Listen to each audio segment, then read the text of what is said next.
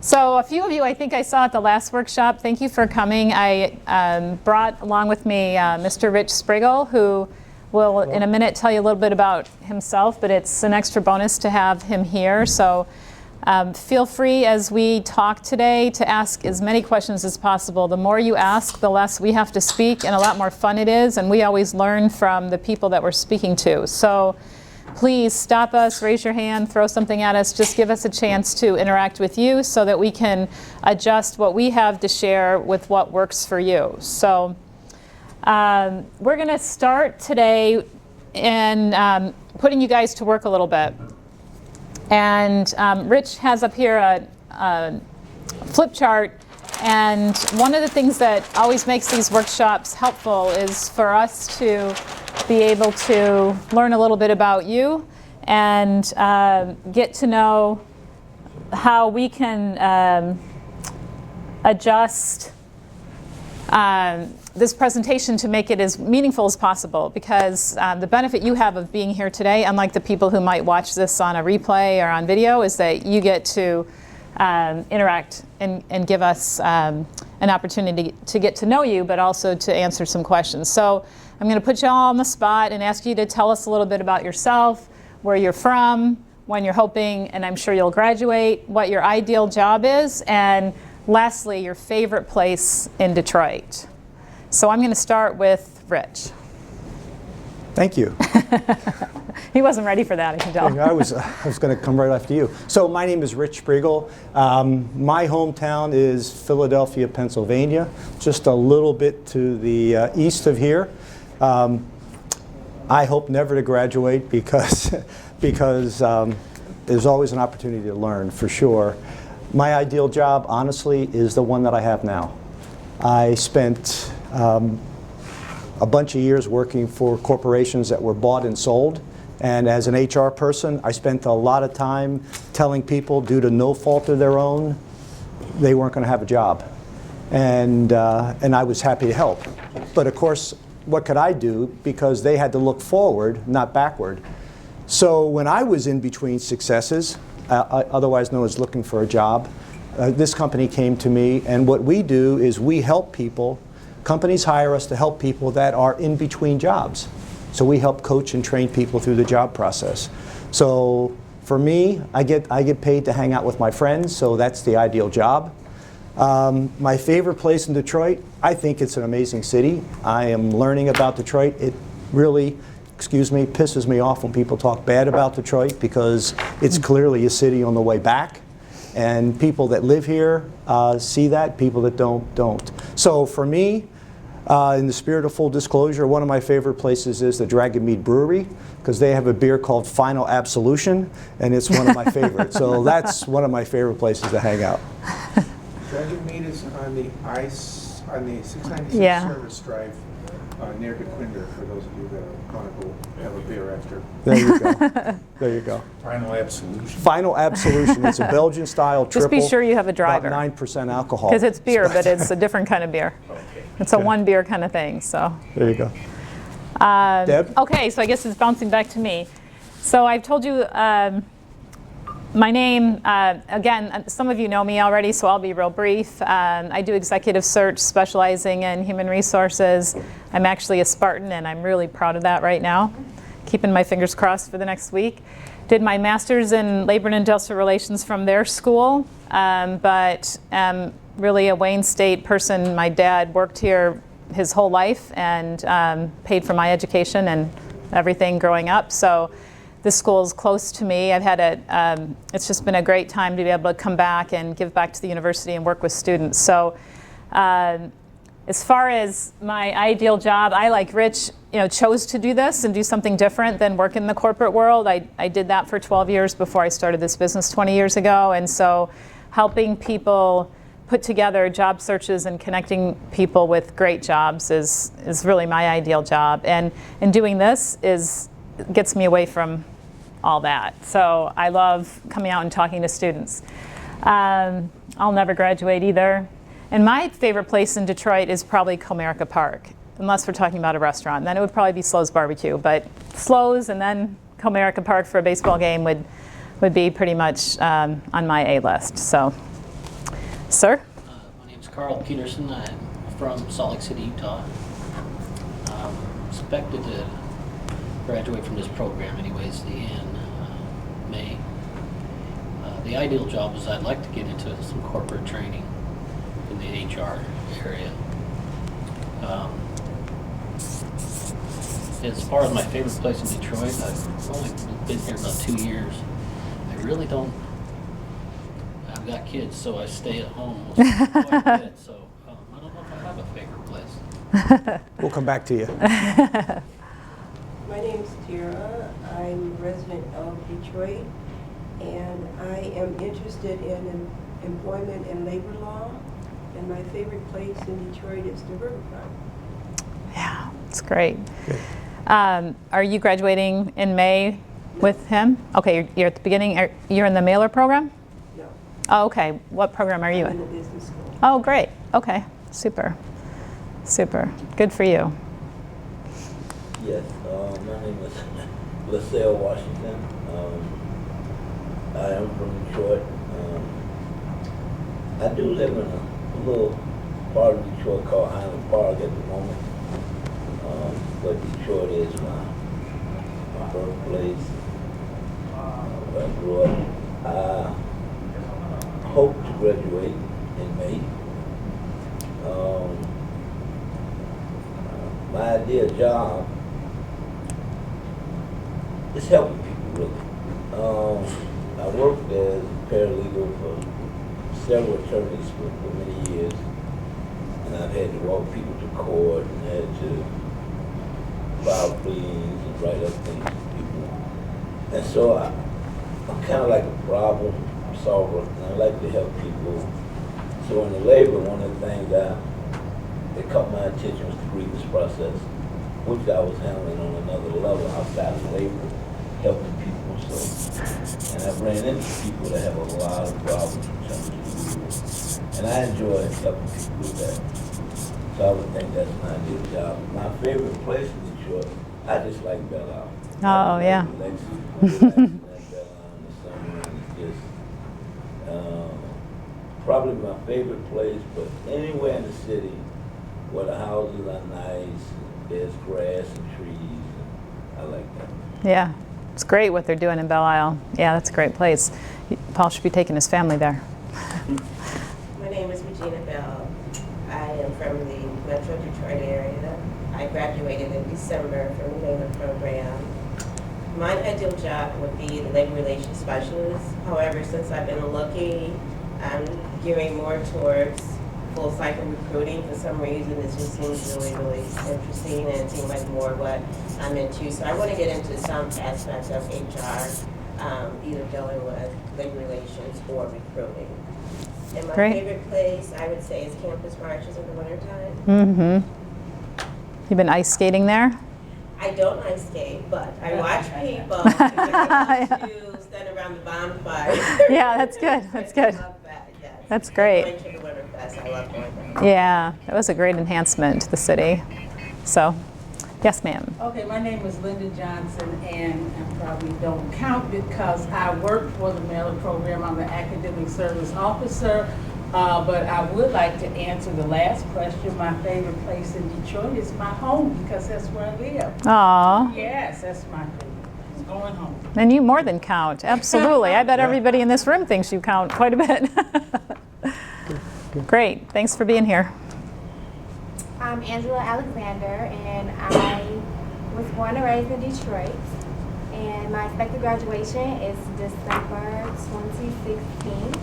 And my ideal job is in global recruitment. And my favorite place in Metro Detroit is also Belle Isle.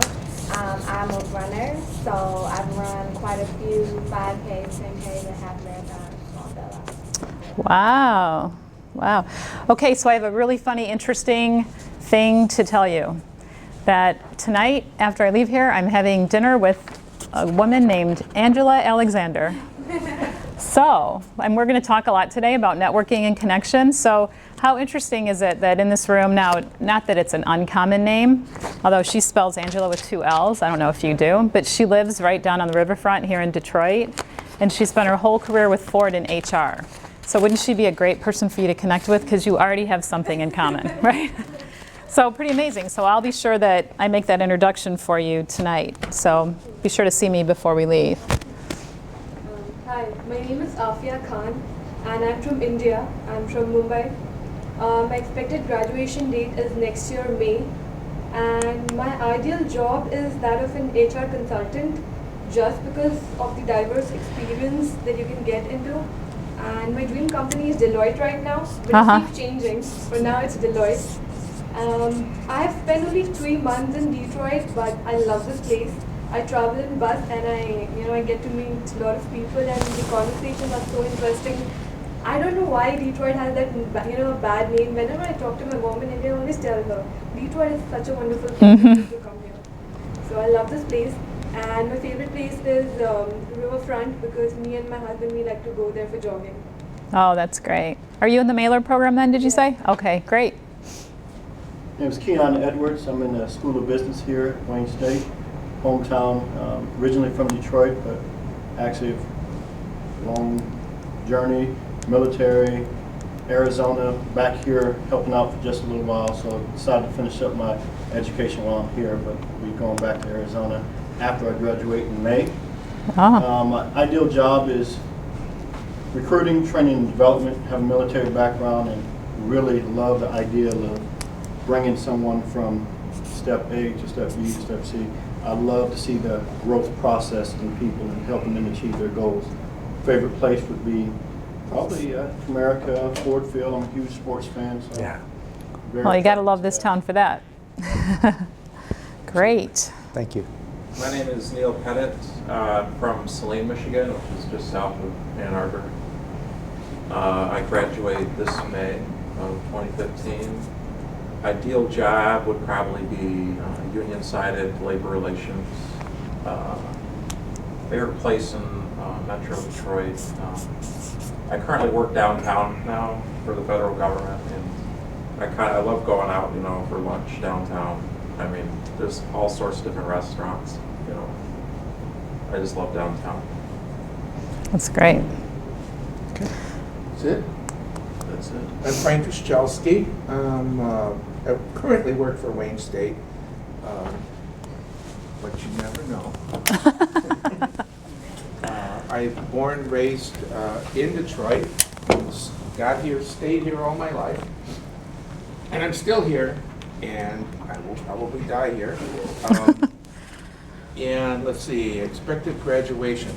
I've had 5 of them so far, and 6 different careers. So who the hell knows? I expect I'll have a few more graduations in my life and a few more careers. Also, my ideal job, well, my boss is sitting next to me. What am I going to say? This is right here. No, of course not. I want to be a broken down piano player in a dive bar somewhere in Detroit or close by. And I'm working on that goal. Now, why didn't anybody say that their favorite place to be is Baker's? Thursday nights at Rockefeller's, Oh, which used to be Dillon's, which used to be Tom's Oyster Bar in Grosse Pointe Park, directly across from Detroit. You guys have to come out.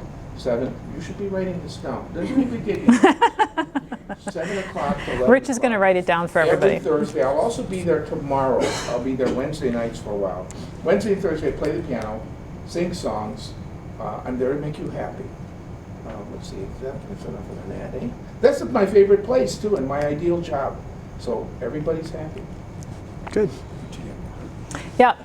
And Art in the back. We were just doing I hate to just throw you into this, but we're just had everybody go around and talk about where they're from, their ideal job, and their favorite place in Detroit. Well, I'm Art Schwartz. I'm one of the faculty members at the Mailer. I recognize a few of you here. My hometown is Ann Arbor. I grew up in Detroit, but I fled to Ann Arbor in 1966, and I've been there pretty much ever since. My expected graduation, I've graduated many times. The last was 1978, and I don't expect, and Well, no, actually, I graduated with Social Security, so I guess that has to do. My ideal job would be the one Dave Dombrowski has, general manager of the Detroit Tigers. My favorite place in the Detroit metro area, and it's not having a hamburger at the Red Coat Tavern, it's being in Comerica Park. Oh, see, we have that in common. That was what I chose. So great, great. So I'm going to walk through the agenda that we put together, and then I'd like to ask, and I could have done this earlier, but when I show you this here, I just want to be sure that if there's anything, anything that we're not planning to cover, that you let us know so that we can be sure to cover that during today's presentation. I think we have, Merrick, do we have until what time? 6 o'clock. Oh, till 6. Till about 10 or a quarter till, because some of them may have classes. Okay. All right. So, so I'm going to spend some time with Rich talking to you about the job market today, kind of broadly, globally, not necessarily just here in Detroit, not necessarily just human resources, but more broadly what it looks like. And then I'd like to spend a few minutes talking to you about social media, how to use it, how not to use it, just some high-level tips. And a lot of this evening we're going to spend talking about networking, the importance of networking, do's and don'ts.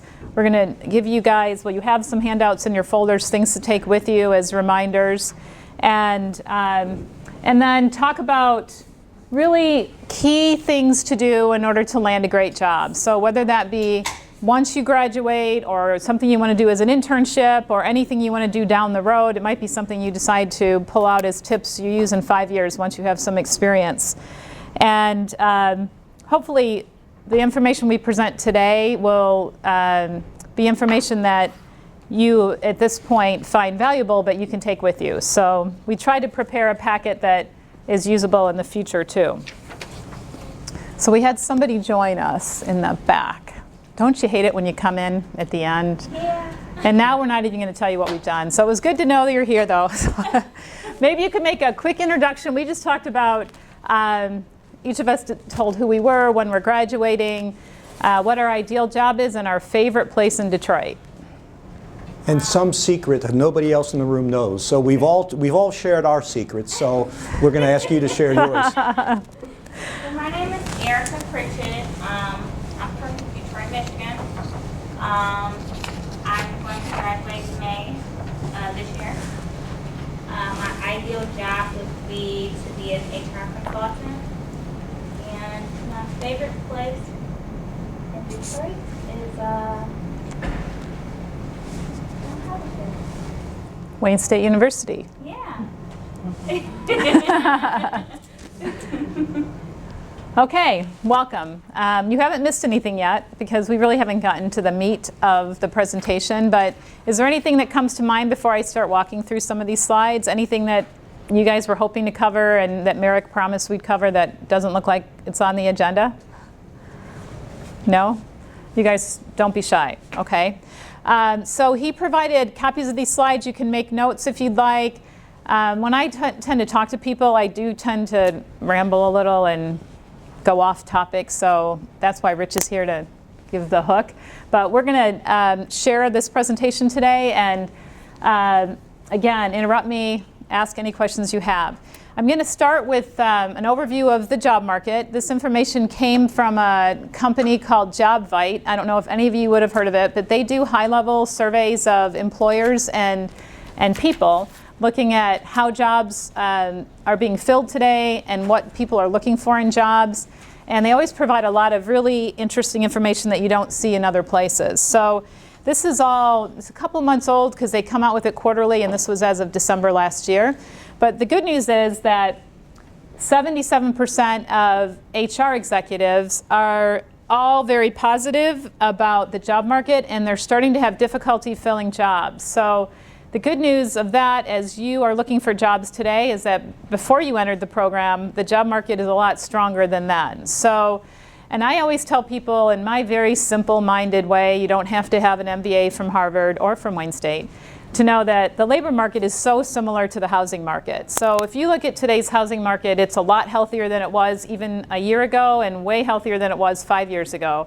And so today when you go to sell your house or look for a house, you can see that the supply and demand dynamics have changed completely. The same is true of the employment market. So today, there's a lot more jobs. There's still a lot of people looking for jobs, but there's a much better balance. So you don't have this huge number of people looking with this little narrow group of jobs. So the trend has definitely been positive. The economy has regained 8.7 million of the jobs that it lost during the recession. So that's a huge number. I'm sure you've read it, you know, President Obama has given all kinds of statistics with all this, right? This is not meant to be a political speech at all, but there has been a huge amount of jobs gained in the last few years, and it's projected that that's going to continue. And so hopefully that will continue to be an upward trend, and so as you graduate and go into the job market, it'll remain strong. If you look overall at the number of jobs being created each month, it's almost 250,000 jobs every month, and all you need is one, right? So we just need 12 jobs or so in this room, so that's not too bad if you get 250,000 every month. So the key is, and we're going to talk about this, is how do you land that perfect job? So there's jobs, but you want to find the right job for yourself. More good news. A big change, too, is not just how many jobs there are, but how people are landing those jobs and what they're getting along the way. So signing bonuses have now become an element in a job offer that didn't exist for a long time because companies didn't need to offer a bonus. People would do anything just to get in the door. So today, about 15% of companies are offering signing bonuses, and it's not guaranteed that you may get that as you go out in the job market, but it's certainly more possible than it was just a couple of years ago. 25, 23, 24, 25% of people are getting referral bonuses. The reason that this number is really important is it ties back to the importance of networking again. So companies are companies are depending more on employee referrals, which is that network of people that one another know in order to find people. So the more referrals that come in, the company saves money in terms of everything from advertising, search fees, their whole cost to hire somebody, and instead they'll put it into these referral bonuses that are given to employees. Another very interesting big trend is that more and more companies are offering relocation assistance. So I don't know of those of you in the room, how many of you are willing to look outside of Metro Detroit, but for many years during the recession, nobody really wanted to go anywhere. Everybody kind of hunkered down, kind of kept their head down and said, I'm just going to do my job or go to school and not look outside of here. And companies, that worked well because companies weren't giving any money to do it anyway. So now it's opened up quite a bit, and so companies are back allowing people to consider relocation and providing assistance for that. So that's all great news. The bad news, which isn't really bad news, it's just less good news. So today in the job market, what's very different is that there are a lot more people in the job market that choose to be in the job market, not because they have to be, because they're unemployed or they were laid off, but because they want to be. So I think this number that 71% of the labor market is actually in the job market is a huge number. That means 3 out of 4 people are actually in the job market, which is great for somebody like me, right, in search. That means that 3 out of every 4 people I call should take my phone call and not hang up on me. Maybe they'll hang up for another reason, but so if you think about that, when I can tell you personally that in the last 5 years when things were so bad, almost every phone call I got was somebody who was unemployed, just lost their job, or maybe had been looking for a year. Nobody was calling me saying, I hate this job, can you find me another job? Nobody was, it was very rare, maybe 1 in every 10 phone calls. And today, it's very much the opposite. So there's still people who are unemployed and looking, or maybe people like yourself who are looking to go into a job after they graduate. But there's a lot of people who are just looking to better themselves for whatever reason. 26% of the people who are working are actually looking for jobs making $100,000 or more. Again, a really big number when you think about that. So these numbers, when people are contributing to salary surveys and information like this, they're at all levels. They're not just people working in minimum wage jobs or low-level jobs. 60% of men are looking versus women. I'm not sure really why that's significant, but it was a statistic I thought I'd share. The second bullet point here about people being more willing to wander is what I talked about earlier. Ever since 9/11, and some of you can maybe relate to this, that were in the middle of work when that all happened. It was a pretty scary time, right, for lots of reasons. But for many of us, it was a time when job security became really uncertain. And then the years that followed, because of the economic downturn, created more of that uncertainty. So now that things have stabilized, it's just like the housing market, right? So maybe people are starting to dip their toe into selling their house or buying a house because they feel a little bit more financial security. The same thing is happening with people in the market. So just something to keep in mind. The last bullet point here, nearly half of all the jobs today have at least 200 applicants. And that's a lot of people, right? So how are you going to differentiate yourself from those 200 plus people? And the reality is that for a lot of jobs, it's thousands of people, right? It's 200 doesn't sound like very many. It could be thousands, but on average, there's at least 200 applicants applying for a job. So that's a little bit about the market, the good news, the bad news, where we are. Any questions about that? Can you guys see that from what you know of yourself, your family, your friends, just kind of where we are from an economics perspective? So how do you see the dynamics of what Deb just covered affecting you? How do you see the dynamics of the change that, some of the things she went through, how does that affect you as you all think about either going back into the job market or taking the degree that you've earned and saying, now I want something more, something different? Well, I can see it being harder for me changing to a totally new career with 1,000 people, applying for one job when I don't have any actual experience in that area. I can see that being really harder. Yeah. Which is what I've been experiencing. And probably most of you in this room are experiencing that, right? Because you're competing with people who are fresh out of undergrad or undergrad to grad school that are 24, however old they would be, going right on for their first experience and don't have this earlier experience. And unfortunately, the general bias that people have, which I don't necessarily agree with, but it's reality, is that whatever you've done is what you're best at. So the fact that you haven't done those things, even though you may have years of experience doing a lot of great, fantastic things, you start at zero again, right? That depth of experience doesn't always make you a more valuable person.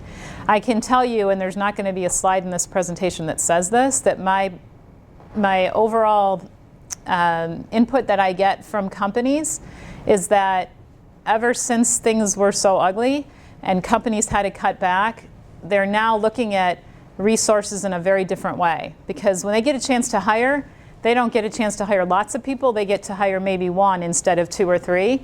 So they want more experience because they're learning they can get more for their money. So that young, high potential, gonna pay them 100 grand and teach them isn't really as desirable as maybe somebody with 15 years that's making 100,000 or whatever the number, I'm just making up numbers. So believe it or not, it is more to your interest, but it's really hard when it's thrown into this vast data set. And we're gonna, in this next part of the presentation, I wanna talk to you about that because today, things are done so driven by technology.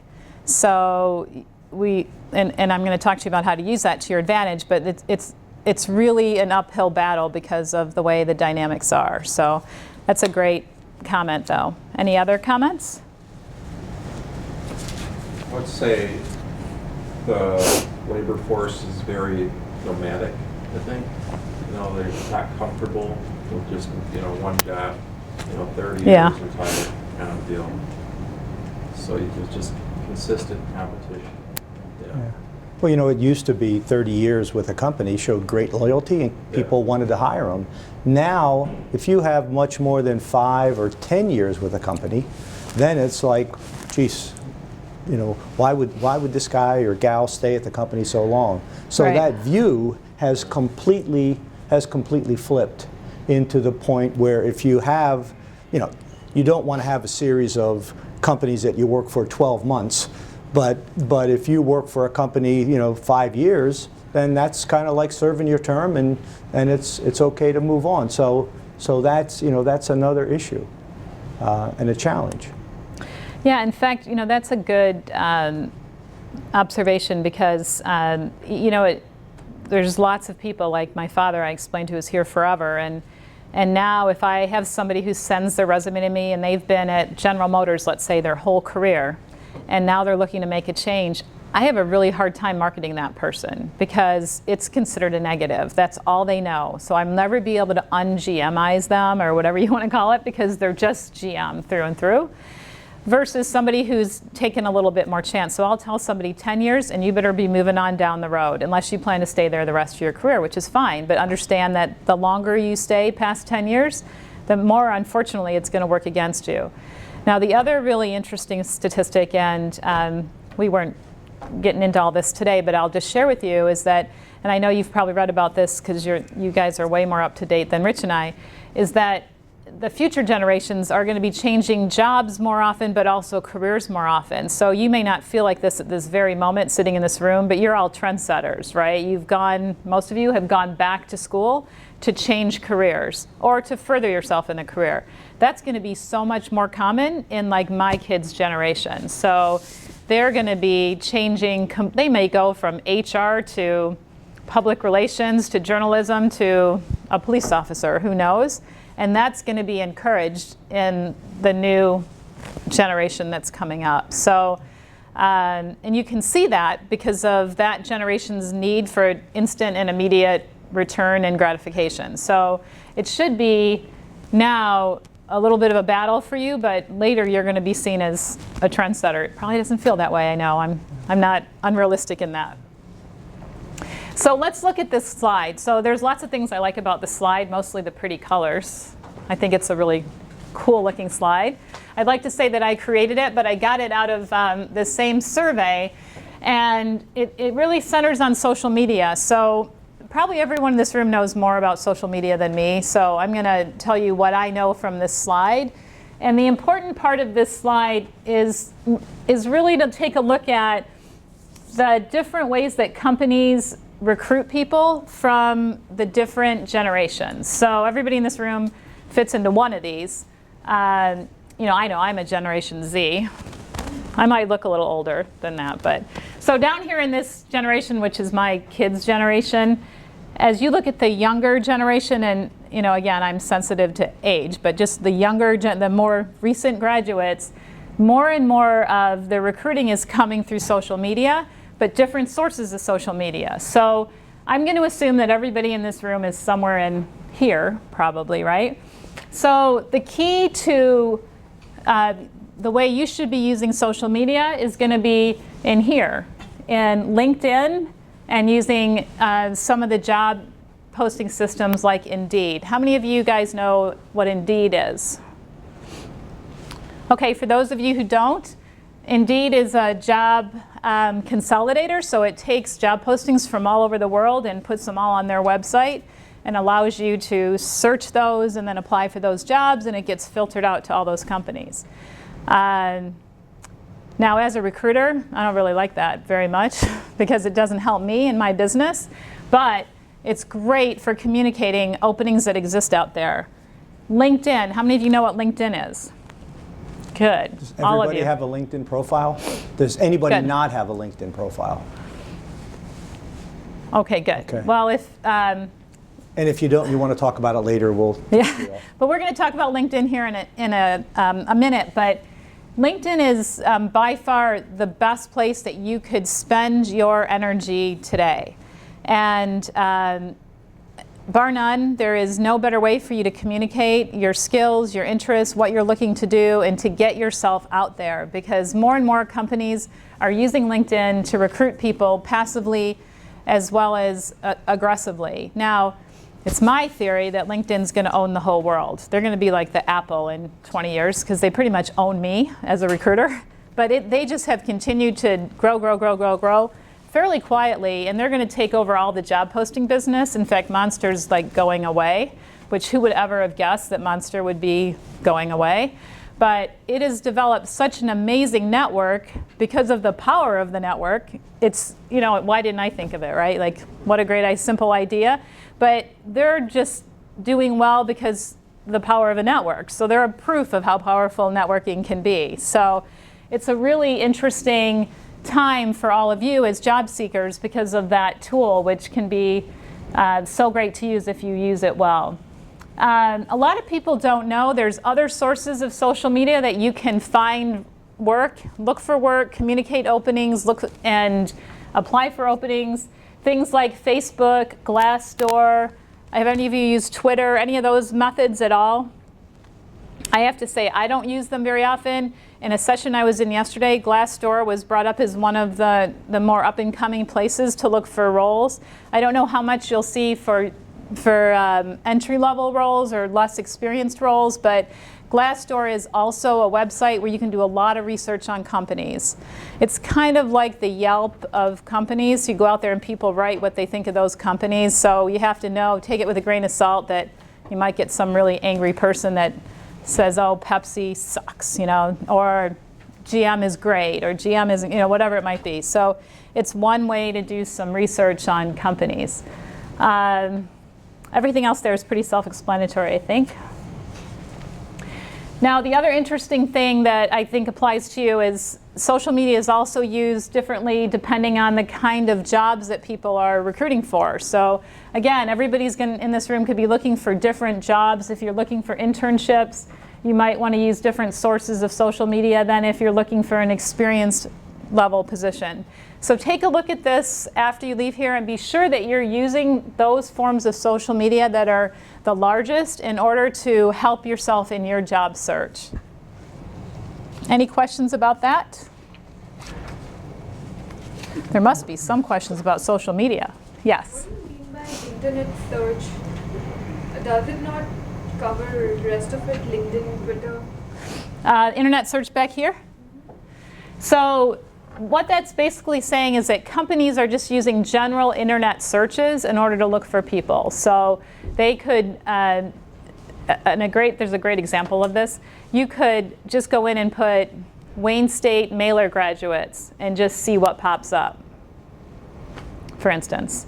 Another good thing, and this is a little bit off topic, so you can give me the hook, Rich, if you want me to, but if you want to. Another thing that I get asked a lot is about, with social media, what you should and shouldn't have. So Facebook, you need to be, I know you've heard this before, be really careful what's on Facebook. Be really clear what is out there at all. Google search yourself. Just put your name in and see what comes up, because you never know what's going to be out there. So I recently had an experience with a candidate that she was clairvoyant, and she was really proud of it. And I don't know if anyone in this room is clairvoyant. I didn't even know that much about it, but it ended up becoming an issue because of a video that was taped some time ago that popped up on this obscure, my client had me doing references, and one day she was sitting in her hotel room, so she Google searched this candidate who she literally was making an offer to, and sees this wacky video that I won't go into, but it was crazy. And she calls me and she's like, you gotta see this video. And I thought, I would have never thought to Google search her. Most of the time it wouldn't even cross my mind. And she ended up not making her an offer. And you could argue whether it was right or wrong or what have you, but once she formed that visual, she couldn't get it out of her mind. And this woman literally had a job offer written, like it was on paper on my computer. So you never know what could be out there. I don't lose a lot of sleep over it. I don't do Facebook searches. I don't do any of that. I do look at people's LinkedIn profile and be sure that I know who they're all about. And I don't think we covered a separate slide on LinkedIn, right? No, but I was just, I wouldn't mind just saying that LinkedIn, if you look at the bubbles, and so first of all, I'm color deficient, so I don't appreciate all the colors that Debbie does. Sorry. But if you just look at the big bubbles and you look at LinkedIn, I can't emphasize to you enough how important LinkedIn is. And as you are looking for a job, it is not a fair process. Because it's done by us meaning people, and we are flawed, and we are full of our own opinions. So LinkedIn is so critical. And I'll give you an example. I'll give you an example. I'm making a presentation to a senior HR team, and this is a company that's probably $8 or $10 billion. Pretty good sized company. So we're going through some of our tools, and we're talking about LinkedIn, and he just stops and smiles. And I said, what are you smiling about? You know, Mr. hopefully my customer. He said, you know, I got to tell you, LinkedIn for me, when I hear someone's name that they want to talk to me, before I do anything, I go to LinkedIn to see what's out there on them. He said, I do it all the time. And he said, you know, shouldn't probably tell you this, but if I go to the LinkedIn profile and there isn't a picture, then immediately that person has kind of a minus mark to me. He said, because, look, are they trying to hide something? Or are they so technologically stupid that they don't know how to load their picture, you know, on LinkedIn? He said, that's a real negative. If I go there and look and they have one connection, then I'm going, are they self-absorbed, or are they so far out of the times that they have no idea what's going on? And if they only have just a couple pieces of data. So, I mean, people look at what's out there, and LinkedIn is so, it's the yellow pages of business. So, from my opinion, it's one of the most important things you can do. To me, your LinkedIn, my LinkedIn profile is more important than my resume. Why do I say that? That's the first thing they're going to see when they see your resume. That's right. The only people that get my resume are the ones I give it to. But whatever's out there on LinkedIn, and then some people say, well, I'm just not going to put anything out there, you know, because it's, well, you can not put anything out there, but people, LinkedIn sells the data to recruiters. That's how they make money. So the more you put out there, the more opportunity you have to come to the top on one of the screens that, you know, that are out there.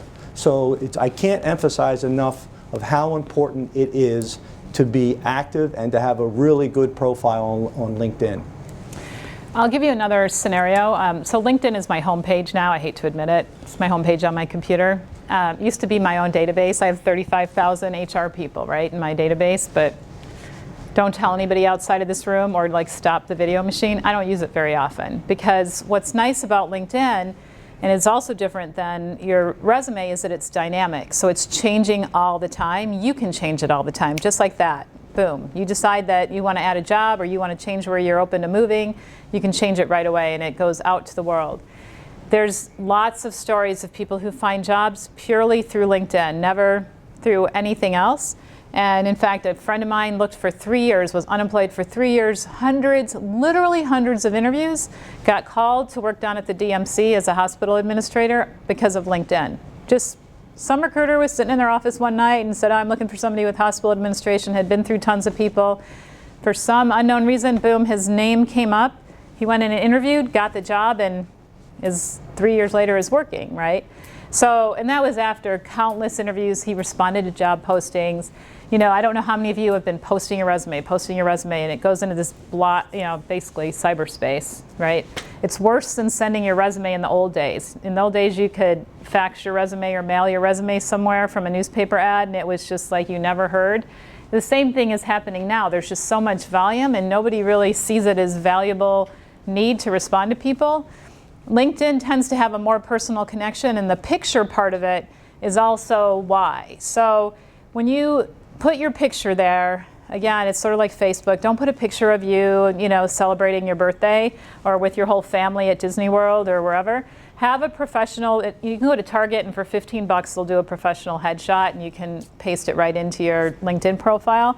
It gives a face to a name and to a background, and it allows you to connect to people. It's kind of bizarre. Like for me, again, I spend my whole day on the phone talking to people all over the country. I never know what they look like. I might get to meet people here in Michigan, but I never get to meet them. And all of a sudden now I feel like I know them better because I can see their picture. It sounds so superficial, but it's just the reality of human nature. So the picture is really important. What's also really important on your LinkedIn profile is that you include your experience, but you include other things like your education, your interests, and get some people to write recommendations for you. It sounds kind of hokey, but you're going to ask people for references. I mean, I hope you all have a couple of references. Those same people can, in 5 minutes, again, it's so easy. They don't have to write it on a piece of paper and send it to you. They can go right online, and you get to see it before they post it. So if you don't like it, you just don't post it, right? And then in return, you do it for them. So it's a really quick way for you to build your profile. And then what happens is those people that are writing your references become new connections, and you get all their connections as part of yours. And before you know it, you'll have hundreds of connections. And the key is those connections. Again, Rich is going to talk about this, so I don't want to steal his thunder.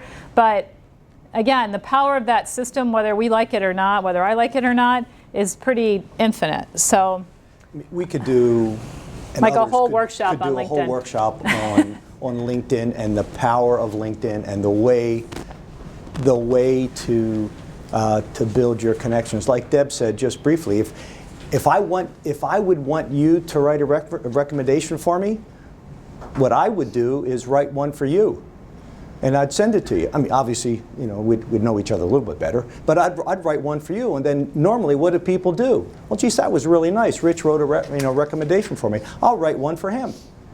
And a lot of times people, without even asking, so you don't even have to put an ask out there. So there's a lot of dynamics as you go through this.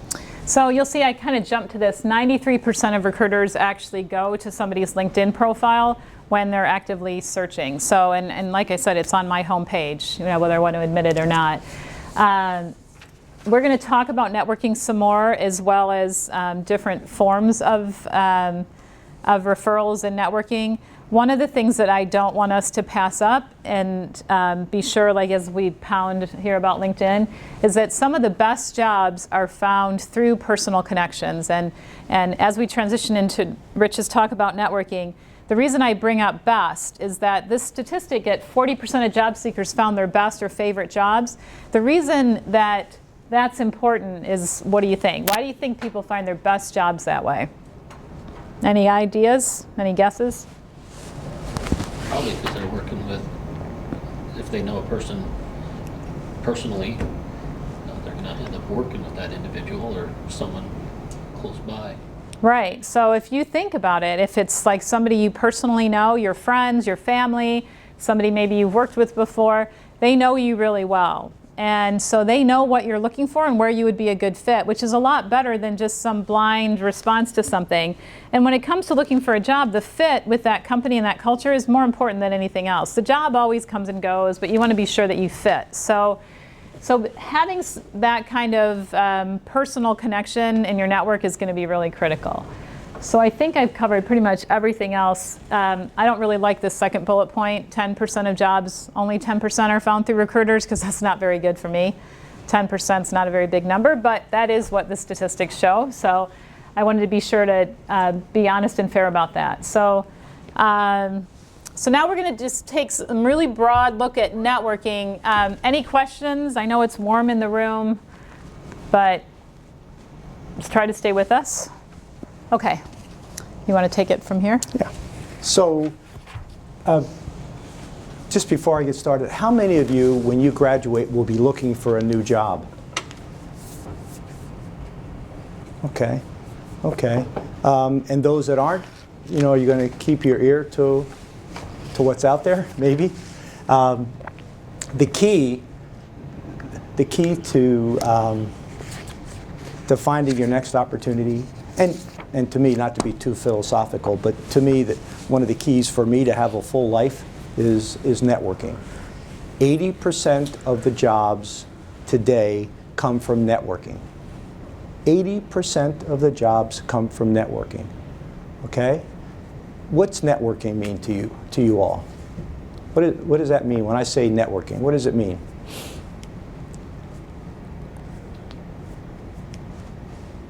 It's not a trick question. Getting to know someone. Yeah. That's pretty much what I... Getting to know someone. Interacting with others who may know you or, you know, feel good about you. Right? Absolutely. Another one? Another thought? Connecting on social networks like LinkedIn. Like, you may not know the person personally, but you know, maybe through someone, and then you add them. Mm-hmm. That's how you expand your network. That's exactly right. What about tonight? What about now? Are you all networking? Think about what do we do first? Go around the room. So everybody had a chance to learn a little bit about somebody else. So now if there's someone there that has some interest that you have, then there's a chance for you now to go, to go and make a connection with that person. Maybe have a cup of coffee, have something, have lunch, or just have a conversation. So 80% of the jobs come from networking. What's interesting is they did, and that's fairly common. What they did, oh, thanks, Deb. What they did was a little over maybe 2 years ago, they did a study.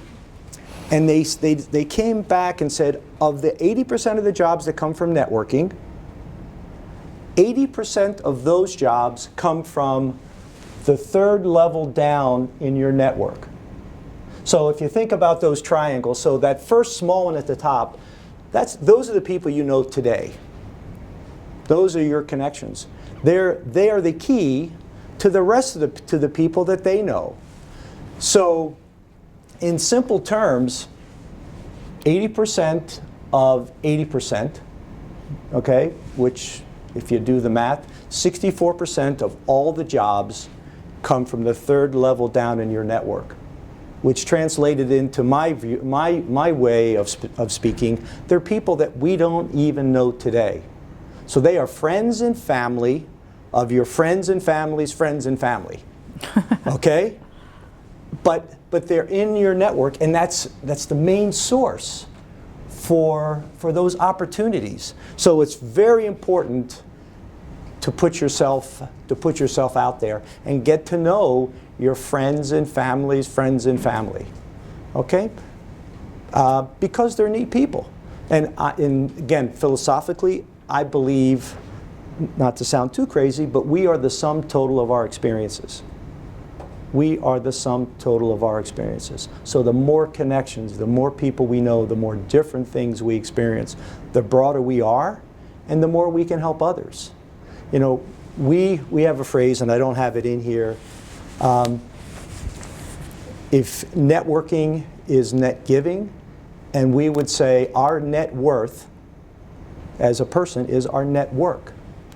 It's the connections that we make and the giving and the getting that we go through. So my question to you is, when are you networking? Always. Absolutely, always. We're always networking. So when you're in the grocery store, so you should always dress appropriate. That doesn't mean I should have my jacket buttoned up with a tie on when I go to the grocery store or when I cut the grass. Okay, but you should dress appropriately. And there's always an opportunity. You're at a soccer game with your kids, or anywhere you are. You're jogging and you come across folks. You're always out there. There's always that opportunity to grow. So you're always doing it, but it's hard. A lot of people think they're good at networking. At least 90% of us are terrible at networking because it doesn't come natural. Okay, so as we think about that, there are some fundamentals that you should know as you do networking. There's a great book, and you're going to hear this from a person who's doesn't read a 700-page book every month. Okay, so reading is work to me. Okay, but there is a book called the 20-minute networking meeting. You can download it on your iPad or your phone. It's $5.95. It's 150 pages. Even I can read it in 2 hours. But it's a great book as far as talking about networking and how to do it. So there's the author there. So the important thing, dress appropriately. Whatever the situation is, dress for that situation. Do your research on the person. If it's a networking meeting, go to LinkedIn, Google them, talk to people, try to find out something about them, know as much as possible. Try to find something out so you can relate to them personally. What are their interests? Okay, with Deb, she's a Spartan. Okay, so I know that's something of interest to her. She has 3 beautiful girls. So her girls are very important to her, and they're all active, in different ways. So you want to try to find out so that you can make that connection with the person. You want to have some kind of an agenda in mind. Do not make an agenda and hand it out for a networking meeting, okay? You could, but that's probably not the thing to do. But you want to have an agenda in your mind. When you meet somebody, this is something real simple, but like for me, when I meet somebody for coffee or for lunch, I want to sit at the front of the room, okay? Or I'm going to sit by the restroom, because I want to see everybody that comes in, and I always sit facing the entrance of the room, because I want to see everybody that comes in, and I want the person I'm having coffee with to see everybody there that's coming in. Why?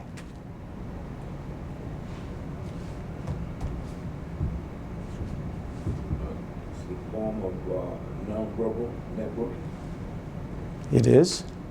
I want to see everybody that's coming in, so that in addition to talking to my coffee mate, if there's someone else that I know coming in, I want to be able to say hello to him. And if there's someone coming in that he knows, I want him to be able to say hello and introduce me to him. Again, you're always networking. You're trying to make that connection. So you want to sit where you can see everybody coming in, and that's either at the front door or the restroom, because eventually they're going to go through one or both of those. Okay? So just something that simple. You want to try in your sessions to find out what's important to them.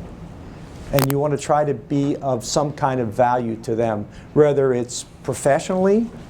Okay, so for instance, pianos. Okay, so I know you like the piano music. I haven't been to the place that you are, but I've had the pleasure of going to Cliff Bell's, okay, and to Baker's. So I may try to stir the conversation, ask him what he thinks about them, and try to find somewhere I'm getting involved and we're starting to connect on a personal basis. Because the personal connection is what drives the other connections. It's like, and Debbie is one of the recruiters that is not like this, okay? But with most of the recruiters, you are one of two things, or you are nothing. Either you're a candidate for a job, you're a source, or you're off the table, okay? And so that's just maybe a more crude or more direct way of talking about having to have value. So when you're networking, you're always looking for some connection with them. Business cards. Each one of you should have business cards. 200 for $22, a couple hundred free if you go to the right site on the internet. You want to have a business card. So when you're meeting somebody, you want to be able, when you're there, we're talking, we're together. But when we leave, I'm on to my next thing, and so are you. So you want to have something that you can leave with them. And that's a business card. And it can be a fun card. It doesn't have to be so formal, but you want to have your name, what interests you, your email address, and your phone number. And you want to give that to them so they can take it with them. And at the same time, maybe they're going to give you their card. And if they don't, by you offering yours, you could say, "Oh, do you have a card I could have?" It's a way to take something with them. It's really important. You want to have some kind of an ask as you do your networking. Some kind of an ask. It's not, "Can you find me a job now?" Okay? That's possible, but that's not what you really want to do. Remember that previous slide? You want to get to know the people they know. And so you might ask them to say, "Is there anyone that you would think would be good for me to talk to that you know? That maybe I could help with some of my background, or they could be of interest to me." You want to get, we tell our clients, with every networking meeting, you target to get 3 connections. You target to get 3 connections. And our folks that are looking for a job, we tell them 10 to 20 networking meetings a week. Now, not many people do it, but if I told you 2 and you got 1, you'd go, "Hey, I'm halfway there." But if you get 10 networking meetings a week, you get 3 connections from each person. That's 30 new people every week. So it's really important to make that connection. When you meet somebody, follow up within 24 hours with an email, thanking them for the time in that email there should be some personal connection that you had. I'll never be a piano player. If you let me sing, I'm going to come and listen to you. And by the way, are there any other folks that you know that play the piano and are in business? I mean, you find some way of making that personal connection to remind them who you are, and then whatever the ask might be. Okay? Make any sense to you? So this, I mean, this is really ground level, practical stuff. And this is what we tell our clients. You know, our company has been in business for 50 years. All that we do is help people that are looking for a job. We don't find a job for them. We help coach and train them on how to find a job. And these are the things that I tell our clients. Our clients have, you know, their rate of looking for a job is half the national average. So try some of these things. I just wanted to add a couple of I thought you were going to comments. tell me to sit down. No. Okay. I wouldn't do that. By the way, hopefully nobody ever needs Rich's company services, because usually that's when somebody's lost their job that Challenger gets hired. But they have so much data, and I don't know if you've ever seen John Challenger, who owns the company. He's always doing a lot of, you can see him on CNN and a lot of the big national news, because he's doing a lot of the employment statistics, things like I shared at the beginning of the presentation. But what I wanted to comment on is that, before I forget, this is my public service announcement, is that one of the easiest ways that you can go practice everything that Rich just shared with you is to go to one of the HR Association meetings. So you know Wayne State now has its own student chapter for the Society of HR Management. It would be great if you aren't a member that you join as a member, and I can get you information about that if you want to email me. Hopefully you're all going to connect with me on LinkedIn after you leave here. That will be your first connection for the week. And by the way, you don't have to always, it doesn't have to be necessarily a sit-down meeting networking. It could be at the grocery store or on your way home or through LinkedIn. Anything you do is going to be an improvement. But they have every other month something called HR Connects, which is purely a networking event. It's 2 hours. The next one is April 22nd in Clawson. It's usually very casual. It's someplace fun normally, and it's all HR people. And there's been people from the university who have gone there and interacted. And again, having the business card is handy. I've chaperoned it, for lack of a better word, chaperoned a few students by, and it really impresses the heck out of people when you go, "Hi, my name's Debbie Shapiro. I'm graduating from Wayne State, and I'm, would love to talk to you sometime. If you have an opportunity that comes up in labor, please give me a call, or I'm looking for an internship. If you know anybody, maybe not at your company, but whatever, here's my card." Because Rich is right, I leave those things, and if I don't have business cards, I wish I had pictures on business cards, which some people do, because I'm like, who was that again? And again, I go back to LinkedIn and put it all together. But having these business cards, and it doesn't have to be anything fancy, it can be the free ones. It just gives you some way of having that contact. And the other comment I wanted to make is that as you network, it becomes awkward at first, but then it becomes like contagious. And I should be really good at this because it's sort of what I do for a living, but I don't really like walking into a room full of strangers any more than anybody else here. But it's amazing. Nobody really does, not very many people, except maybe you do because you're an entertainer. But most people don't generally like to just walk in, especially if you don't have anything to offer. But you do have things to offer. Every one of us has something to offer differently. It may not be that you have a job to offer somebody, but you've got a great life experience and things to share. Like, I'd love to sit down and talk to you about living in India. It would be awesome to hear about that, right? So I may not have a job for you, but I'd love to hear more and make that connection with you. So, and that's your in. Because of her interest, that's your in to add value to her, and at the same time she'll have a chance to learn about you. So it's got to go back and forth.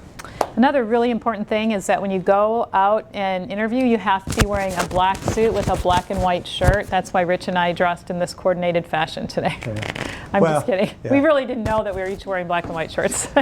Nope. But so, comments about that? Questions? I do have a question about the part on the business card of what interests you.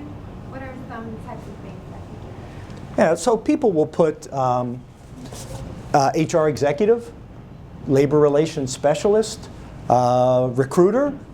I actually have, these are people that I have the pleasure of touching, okay?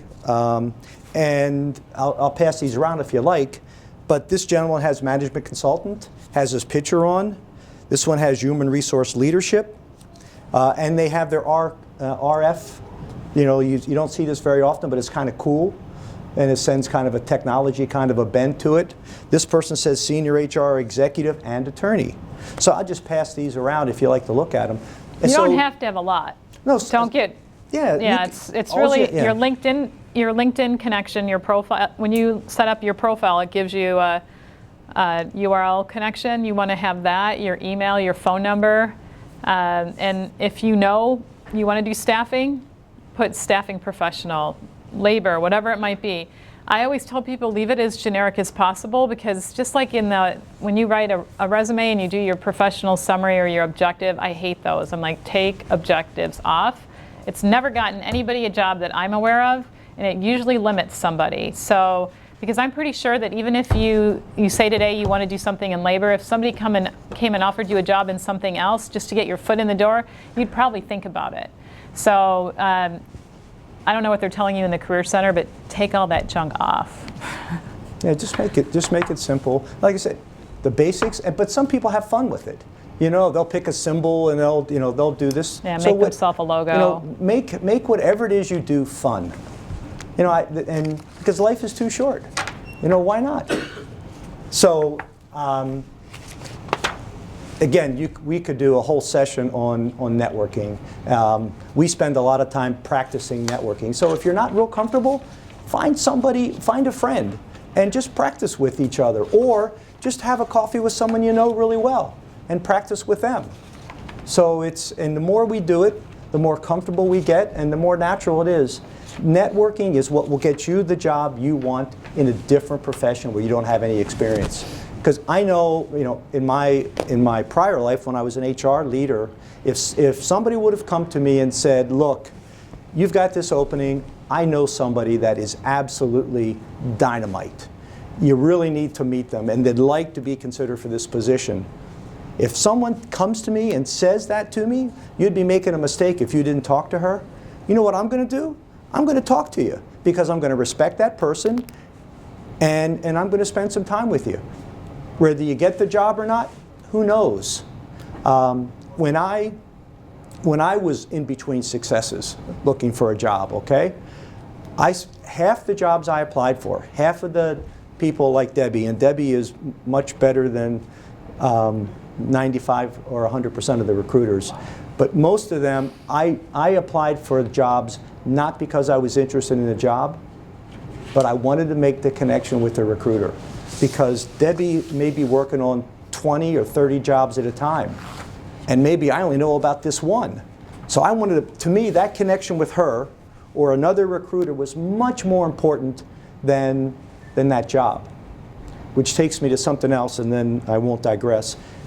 A lot of times, you know, as you went through, there were a number of you looking at recruiting jobs, a number looking at labor relations.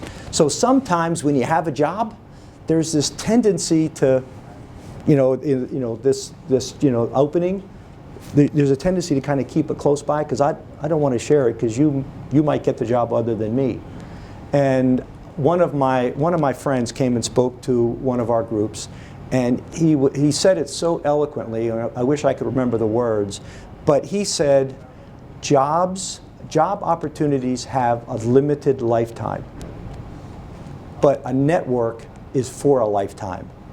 So why not take this snippet in time and make a connection with someone that can last a lifetime? Okay? So. Just a comment. You might remember that the best time to look for a job is while you have a job. Not when you're out of a job, because, I mean, that's like a red flag.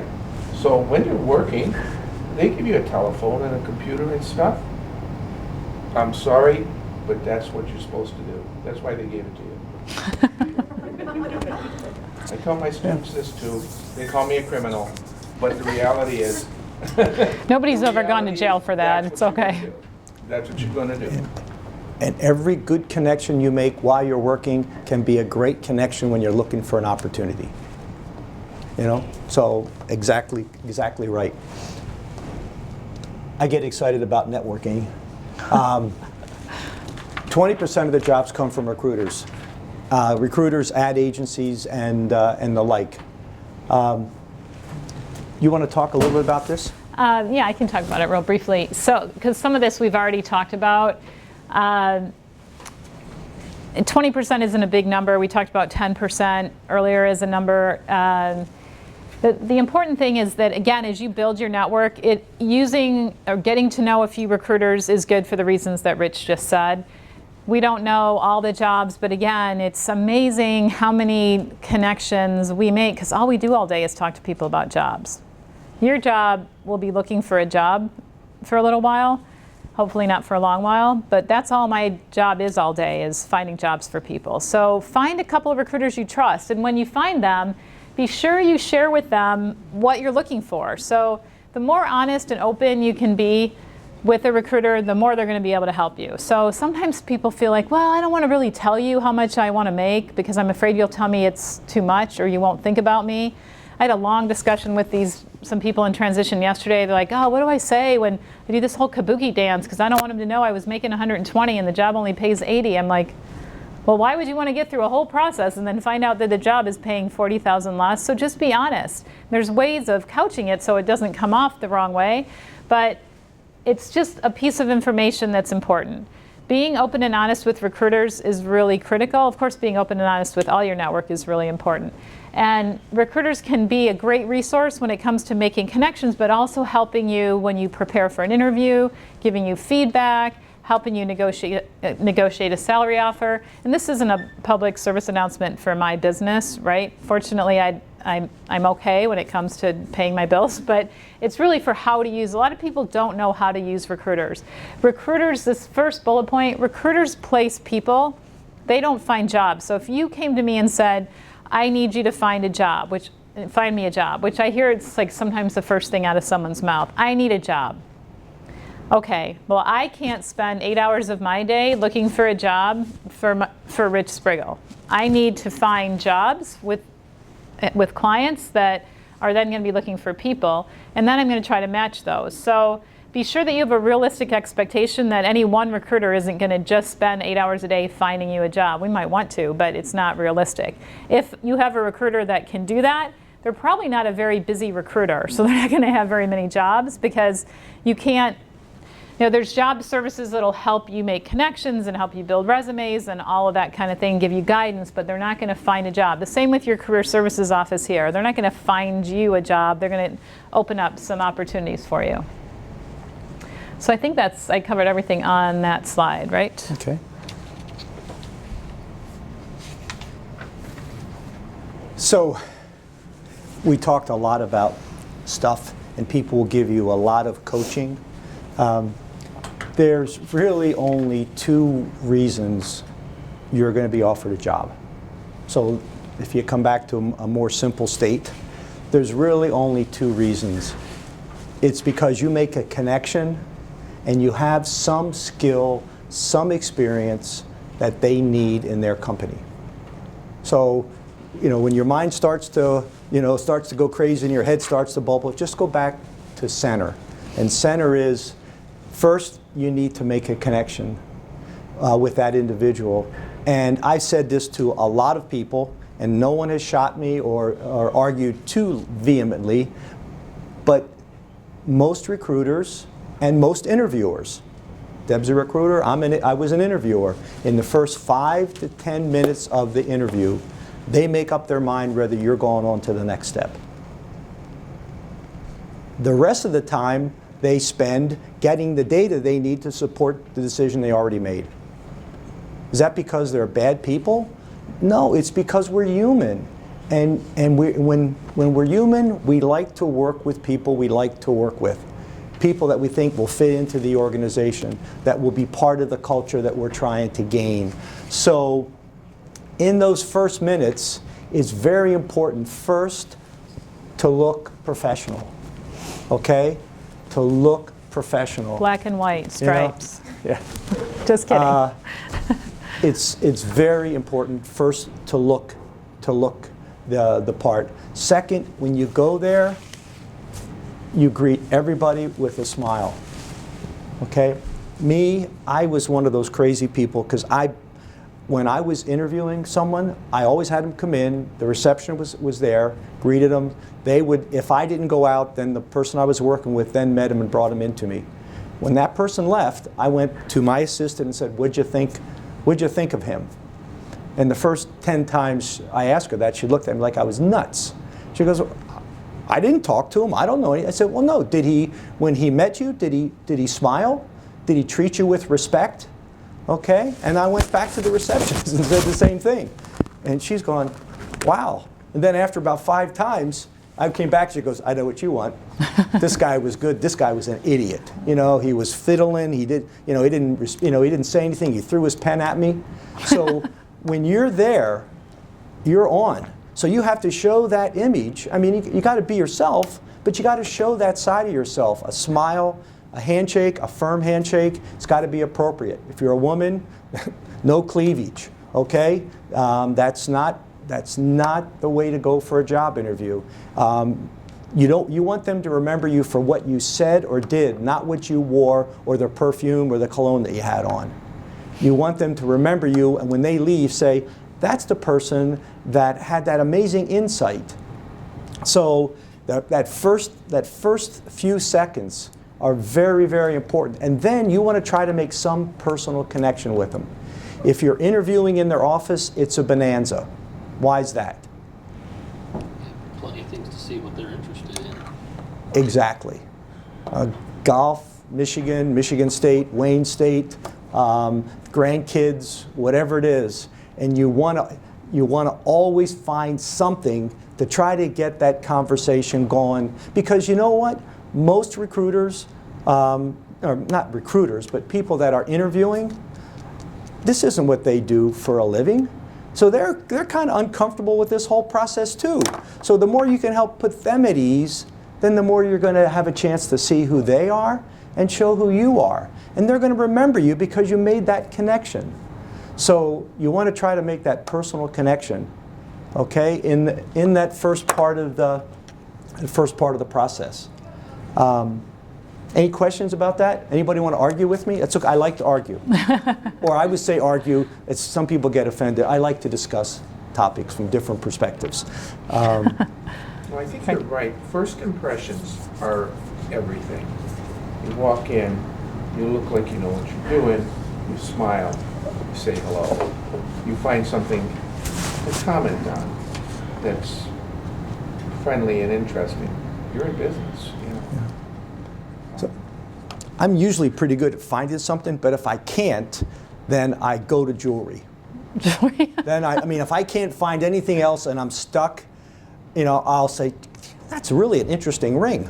You know, like your ring is. I mean, I haven't seen on your right hand. I haven't seen one like that. I mean, I would genuinely be interested in it. And normally, when you say something, there's a story behind everything, and then people are going to start. People love to talk about themselves, yeah. Right? Absolutely. It's like, and that says a lot about you as a person, that you cared more about them, and it breaks the ice. Yeah. Before we move forward, you know, people always ask about what should I wear.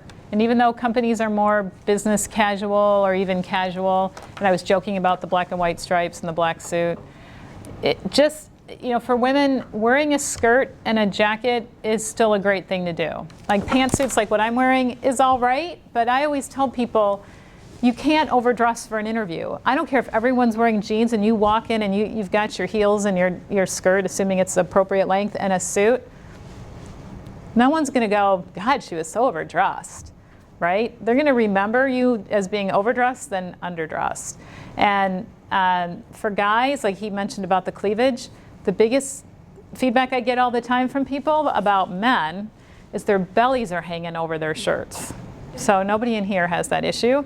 But if you haven't interviewed and you haven't put your suit on, don't wait till the morning of to put it on, because it's really easy to put one on, and mine's a little tight today, and you can't quite button it, and next thing you know, you're like bulging? I swear I hear that so often with men, and it sounds so silly, but people notice that. So little things like that, you know, just get you off on the wrong foot. And again, no one's ever called me and said she was so overdressed. Now, I will have people who are going in to interview in maybe a manufacturing site, so they'll say, heads up, please tell him or her just wear something casual or no heels or whatever the case may be, but someone's going to tell you that. So have your A suit ready. Take something to write on too. Nothing, you know, when you go to an interview, go like you're ready to learn. It used to drive me, and it still does. If I meet with someone, a network, and I'm trying to help them, I'm just trying to help them, and they come and they just sit there, they don't have anything to write on. Even if they write a note to their friend, if they at least take some notes while I'm talking to them, at least I feel like they're getting something from it. So same thing with an interview. Take something to write on. And if you're someone that's maybe a little more experienced in life than I am, of course none of you are, I always try to make sure I take some form of technology. So I don't use pens and paper. I write on my iPad with a stylus. So at least they know, without me saying a thing, at least they know I'm plugged into today's technology. So there's all kinds of messages you can send without saying anything. Okay? So make the connection. Critical. Okay? The other one is you have to have the goods. You have to have the content. As Deb was talking before, when the job market, when there are so many people in the market, companies would say, I want a left-handed monkey wrench operator that has a receding hairline. Okay, so far I'm on the job. Okay, that's, you know, that has a lisp and is 6'4". Okay, living in downtown Detroit, and people would give you those really kinds of descriptions. Today the market has gotten tighter, so that now there's an opportunity to do more than what you could do before. But they're still looking for someone that has experience that they need. If it's a training program, they're going to hire for train for skills. If it's a more experienced job, they want you to have the culture and the skills. So it's really important to understand what the company is looking for. Okay, you want to try to find that out through the job posting, through if you're working with a recruiter, and typically you are, whether it's an inside or outside, try to find out what's going on with the job. And then most important, know yourself and have some vignette, some success story. If they say, geez, we're going to have labor negotiations and I'm looking for someone to do that, you might say, geez, I sat in the first chair in the labor negotiations with my last company, and we made it through without a strike, and we were able to save the company a tremendous amount of money without hurting the people. You want some kind of stories to go with it. So you have to know yourself. Any questions about that? Know yourself. That's so critical. So I'm going to try to just kind of bring this home. And this one page tries to put in, on one piece of paper, a little bit about what you should know as you're out there looking for jobs. So, key points to remember when you're networking and in life. I mean, again, not to be too philosophical, but to me, networking is a part of my life and how I live it, and it's what I enjoy. So you want to have the attitude of, how can I help? Some people say, well, they're going to have to sell me if I'm going to go to work for that company. Well, guess what? How many companies do you think are going to sell you in the first interview? Okay, you have that kind of attitude, and you're going to make it in the big pile real quick. That's the pile that slides off the table, because you want to get in the small pile. So you want to make it, it's not about me.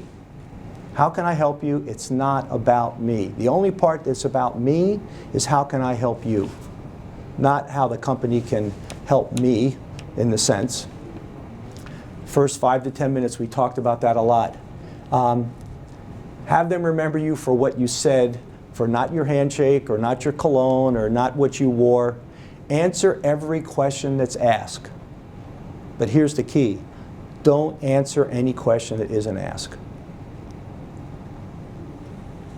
Okay? Can get you in trouble. Because remember, in those interviews, at least early on, they're not trying to select the person that's going to get the job. They're trying to deselect all the others. Deb said 200 people. They're trying to deselect 199 people, okay? Or realistically, probably 190. You know, then they'll look at those 5 or 10 real close. So you only want to answer the questions they ask. But remember to answer the question honestly, okay? And answer it succinctly.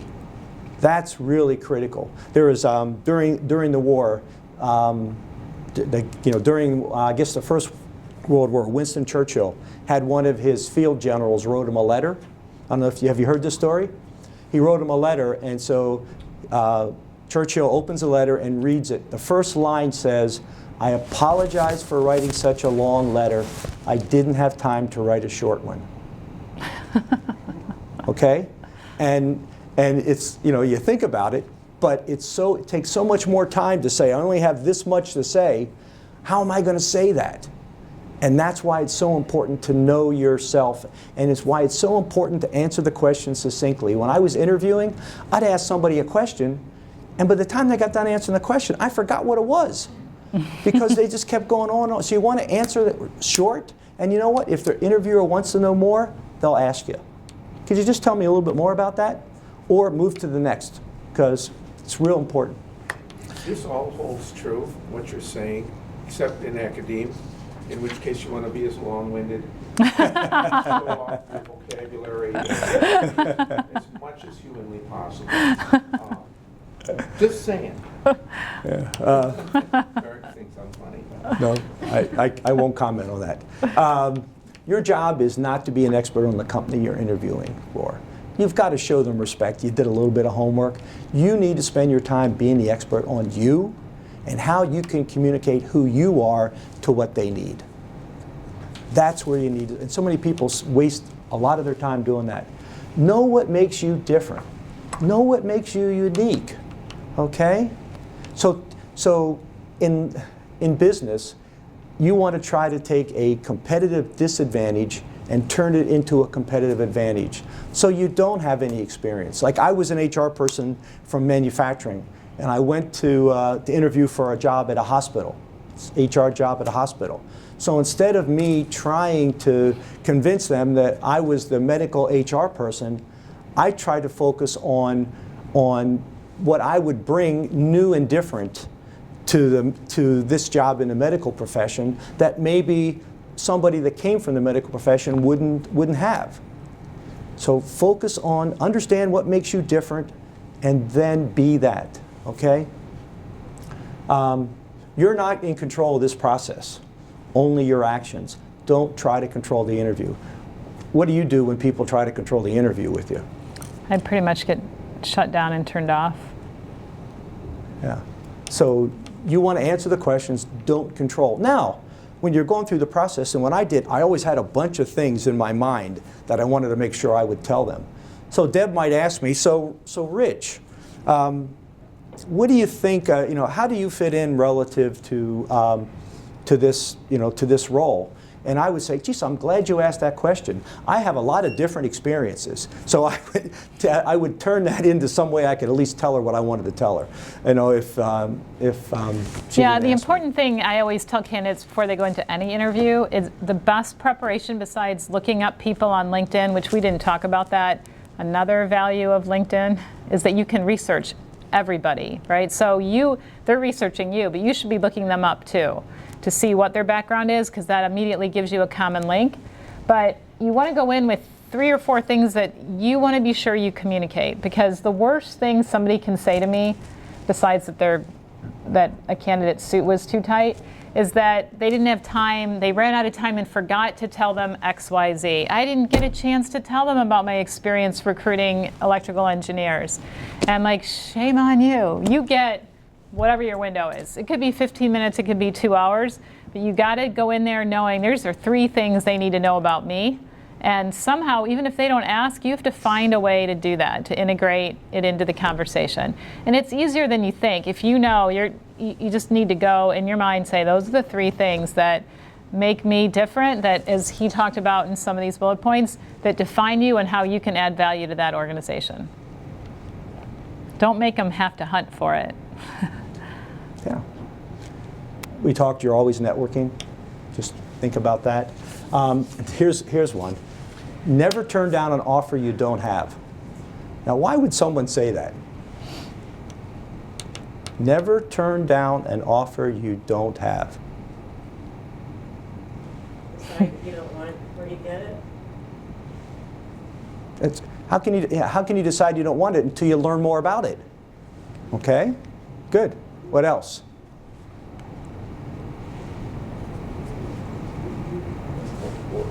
I may have made that mistake because I don't like driving long distances, and I have been called by a couple of people interested in my resume, but they're out in Huntington Woods, way out on 28-mile road. I'm right now in the park. I don't want to drive an hour one way and an hour back another after working 8 hours. So I kind of let them know that's too far. Yeah. Yeah. Well, let me ask you a question. Suppose after you went, suppose as they learn more about you, and you learn more about the job, and the job sounded like it was the absolute perfect job for you, except it was 28 miles away, and they said, you know what? Maybe you could work from home 2 days a week, and you'd only have to make the travel 3 days a week. Well, that's why I just said that. It seemed like that was a mistake on my part. Yeah. And that's what I gathered from the Yeah. I should have seen how it really fit before I actually turned it down. Yeah. I was thinking, I was too focused on the distance and not how they really fit. Well, you just proved you're human, okay? Because Yeah, we've and all it's not done just that the same distance, thing. and it could be anything. It might not even be just the distance, but let's say someone says, oh, you know, I don't have a job in labor, but I have this other job in training. You're like, oh, training, I don't know anything about training. I don't know if I want to do training. Yeah, you want to do training because you're going to get there and meet those people. Because again, once you make those personal connections, the worst you're wasting is an hour of your life. But you're, again, opening up your network, and if they meet you and think this is a great person, maybe they don't have something for you today in labor, but they may have something else for you, or maybe they'll call you when they do have something in labor. And once you make that connection, you're much more likely to get that phone call, and you just put yourself way ahead of that stack of people who said no. So, and that kind of goes to his last point about relocation. A lot of people don't want to move anymore. It used to be people would go anywhere. 75% of people I'd call them will go, I'll go anywhere, Debbie. Today, maybe 20%. And even those 20%, when I really push them, they're like, well, maybe not there. So everybody is much more geographically focused, and I would definitely propose that people are more focused on geography today than any other part of the job. More than money, more than content, more than so many other things. It's okay to be true to that because we're all about work-life balance anymore, and we all have a lot of competing priorities. But again, when it comes to taking an interview, don't cut yourself off of that opportunity because things change, and nowadays so many companies are more willing to be flexible if you've got what it takes. So you don't want to be dishonest. You just will simply say, sure. And you never say never, right? I've had more people tell me, I mean, I'll tell you a story really quickly. There's a woman who said to me, I am never leaving Detroit. Never, she said to me over lunch. I'm like, well, this is going to be a really long lunch. I'm not leaving. And so I thought, this woman, she's young. She was 28 years old. She's phenomenal. Like, how crazy are you? You went to school, you got a master's degree, and you're not going to leave this town? And it wasn't exactly booming at the time. So I had this great job with Pepsi, which has been a great client of mine. She said, oh, Pepsi? You didn't tell me Pepsi. I'd love to work for Pepsi. I said, well, great, then interview for Pepsi. Well, where's the job? Well, they have a job in Detroit.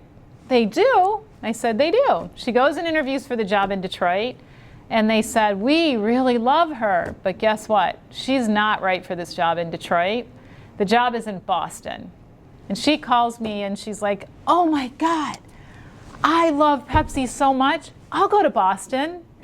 And I said, really? You'll go to Boston? Yeah, I'll go to Boston. I'm like, all right, now we're talking. I'm glad I finished the lunch and glad we had this conversation. Well, that same woman, just to give you an example, who I've known for 20 years, she went from Boston, met her now husband. It's a good thing she went to Boston, right? Met her husband, got promoted a couple times, then was promoted to New York with Pepsi, then was promoted to Chicago, and never came back to Detroit, which was always a little bit of a thorn in her side. She was hoping to come back to Detroit, and built this huge career, went from making $60,000 a year to $300,000 a year over 8 years. Well, Detroit's a great place, but it isn't that great. And you know, most of us can get there within a couple of hours by plane or sometimes just by driving. And so she found that it was how she needed to invest in her career, and now she's back. Well, she's the head of HR at La-Z-Boy in Detroit. So she got herself back here. So there's sometimes you have to do that. It doesn't have to be for the years that she did, but just that one little opportunity, give yourself a chance to open up the world a little bit. So I encourage you to think a little outside, and maybe it's just Grand Rapids or Lansing or something a little bit further from home. It normally pays off pretty quickly, and then you get to come back. But you got to have something to sell to then be able to, you know, put your stake in the ground. You know, it's... Sorry to interrupt your bullet points. That's great. We would coach you to say, for the right job, I would consider that. You know, would you relocate? For the right job, I would consider it. Now, if you won't, okay, but at least by doing something like that, you get to learn a little bit more. And that has to do with salary. More times than not, and I think Deb's seen it, we've had people that they were making this much money, and the job was kind of here. And they might say, well, I don't want to talk to them. Well, what happened was both of them talked, and they fell in love with each other. And guess what happened? They came down a little, they went up a little, and next thing you know, they were together because they got to know each other.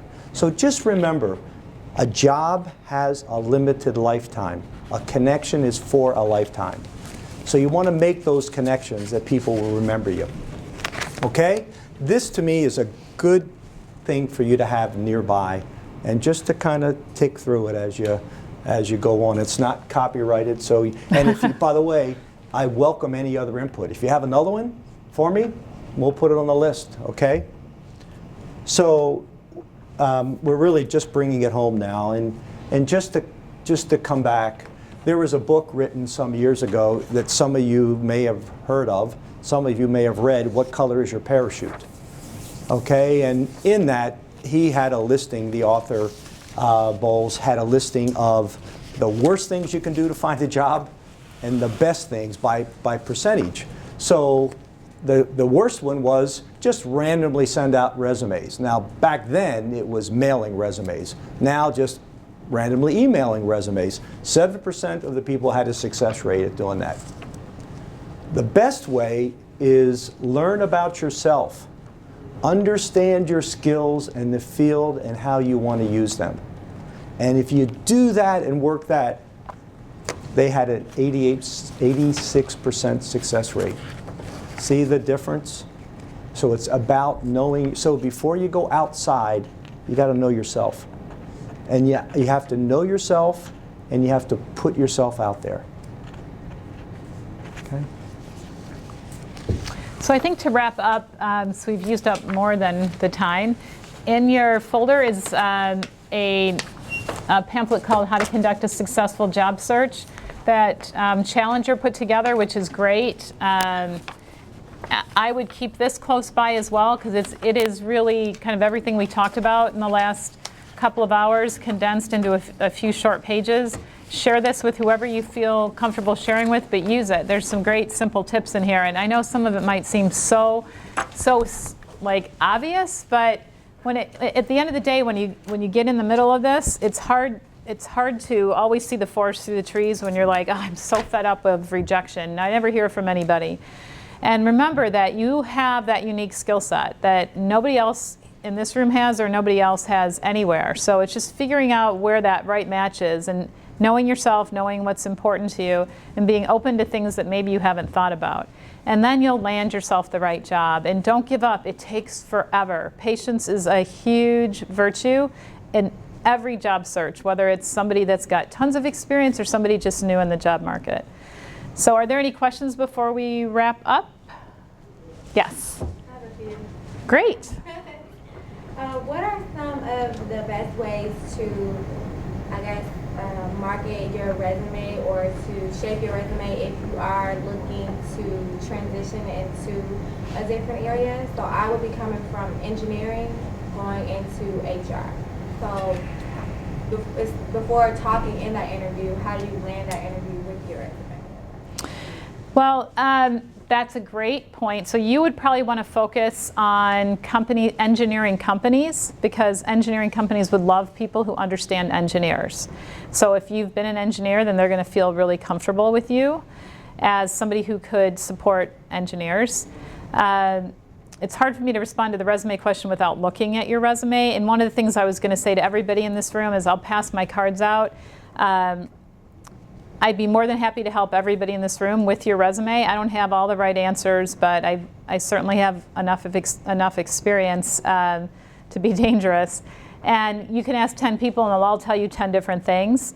I'd be more than happy to help you with your search. The one thing I'm going to say with the big asterisk is I don't have all the jobs. I mostly focus on experienced hires, but I do know lots of people. So if you drop me an email and say, hey Deb, I saw you at Wayne State. I really have interest in company XYZ. Do you know anybody? I'd be more than happy to open up my network to you and try to make some introductions. Again, I might not have a job there because I'm getting paid by clients, by companies, a certain number of companies. So I just have 20 jobs, but there's a gazillion jobs. So I'm more than happy to open up my network.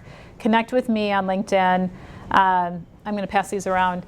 And don't be afraid to use each other. As Rich was mentioning about the comment about you feel like you sometimes don't want to share, wouldn't you rather have somebody in your school get that job than somebody who's coming from Michigan State or U of M or someplace else? You want one of your fellow Wayne State grads to get that job. So don't be afraid to share because it always comes back and benefits you.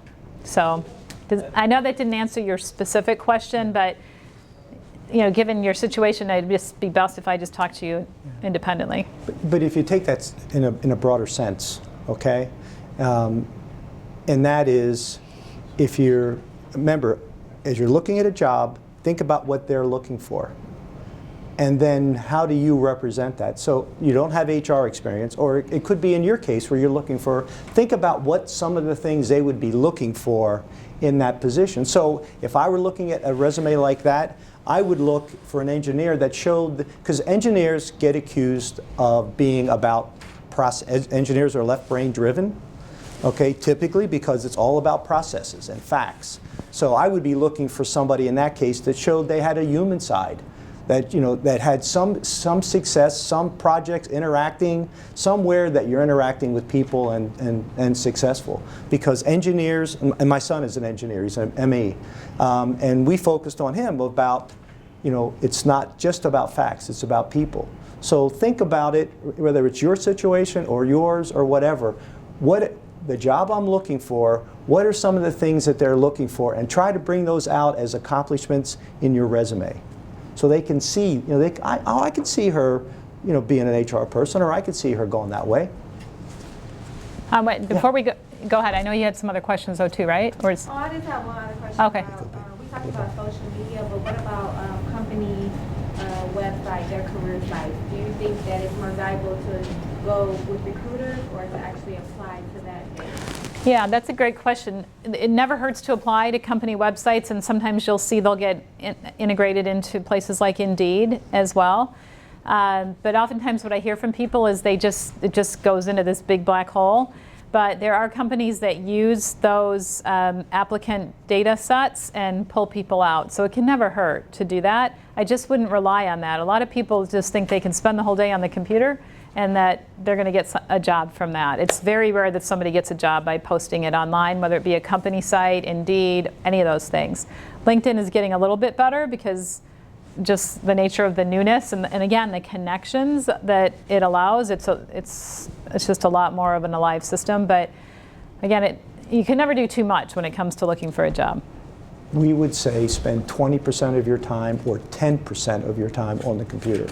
The rest of your time out networking with people. Face to face. Yep. The hard part.